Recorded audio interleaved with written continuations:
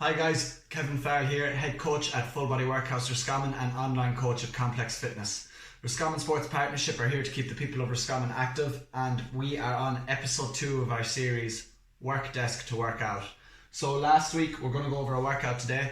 Last week we looked at structuring our days, any movement is better than no movement, and how to make time in your day to make sure that you are moving every 30 minutes, that you're getting both unstructured and structured exercise in. So a big factor of it last week was the unstructured movement and things like filling your water bottle and little tips, but today we're going to go over our structured movement. So this is something you can do 2 or 3 days a week to start. You don't need any equipment, all you need is a bottle of water and a towel for after.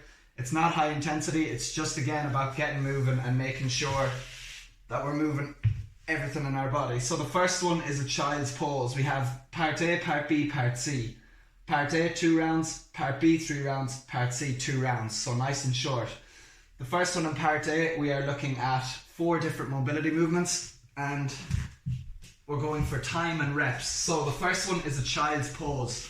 So hands directly under the shoulders, straight line at the elbows, knees under hips, and I want to sit back slowly.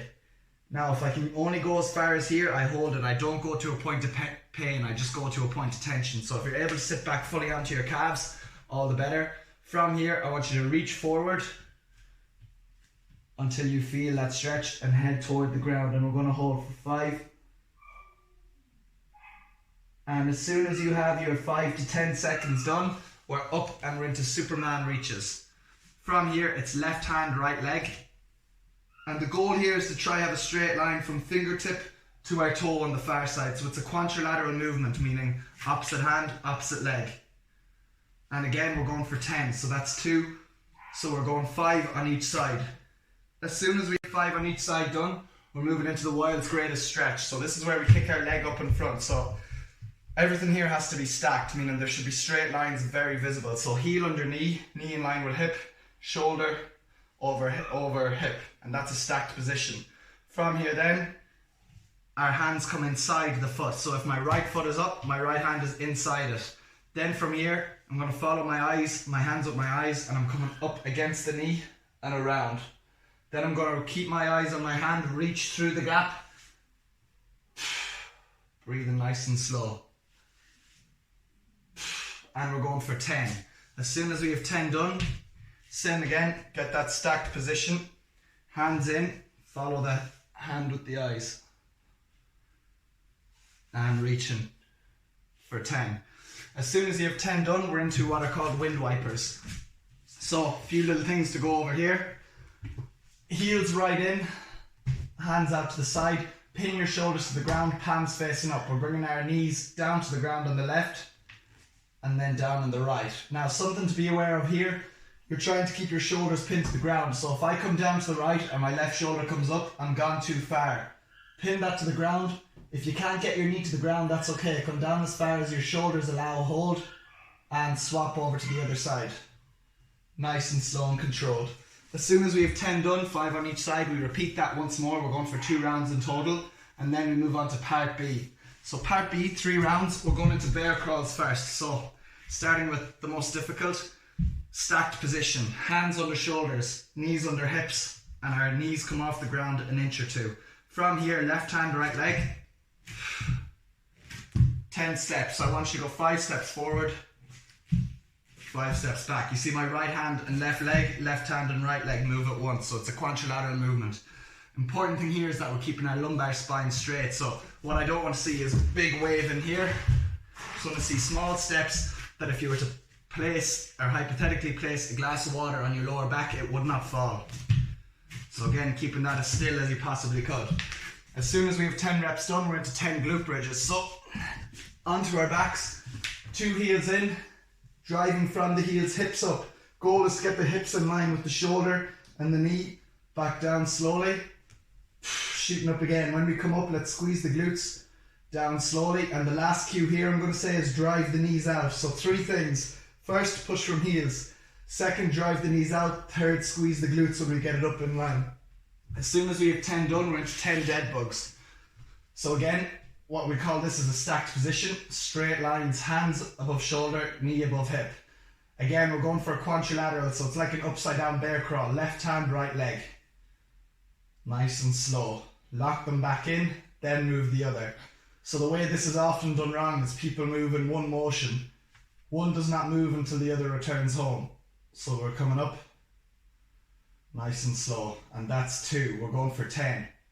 5 on each side. As soon as we have that done, we're into side lunges. So 2 different ways we can do this. We can do it on the ground, holding for time. But the way I want most people starting is taking a wide stance, toes slightly pointing outwards, driving the knee out in the same direction as the toe. Stand up, stand up. It's important here we just come to a point of tension, so small bit of tension, hold, and up.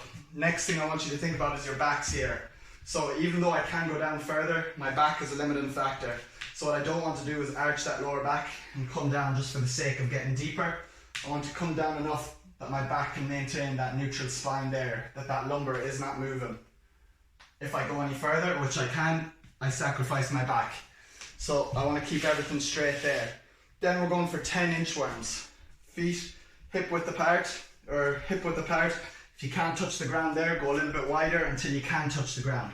Find where you can touch the ground, and I want you just pushing your hips back, walking out, holding the stand plank. So just for a split second, back up, reach up, down, holding it, and reaching up. Again for 10 reps. We're going to go through that for 3 rounds, all back to back to back, no break. Keep everything nice and slow. Then the last one, we have a standing plank and a side plank dip. So for 2 rounds, we're holding this for somewhere from 20 to 30 seconds. So I'm going to show you 2 different ways. First way, hands under hips, or hands under shoulders. Straight line from the glutes to the shoulders and from the glutes to the heels. So we have a straight line from our heel to hip to shoulder. Holding for 10 to 20 seconds. If you find it easier, drop onto the elbow. Same premise, you're looking for that straight line and elbow under shoulder this time. Again, if 20 seconds is easy, let's push it to 30. Then we're into side plank dips. So we're on our elbow for this one. Elbow under shoulder. Hands on the side. Push your hip forward, making sure that straight line is there. And we're coming up and down. Up, hold for a second, down slowly. 10 on that side, rolling over, 10 on the other. As soon as we're done, no break, straight back in. This is a very nice and easy place to start. We're looking at about, depending on your pace or your level, you're looking at 15 to 30 minutes. There's no need to rush through any of this. Keep it nice and slow. If you do this 2 to 3 times a week, that can become part of your structured exercise. And the next time we can go over some ideas and benefits of unstructured exercise in terms of your metabolism, your steps, your energy burned, and everything like that. So, well done guys, give that a go at home, and we'll see you next week.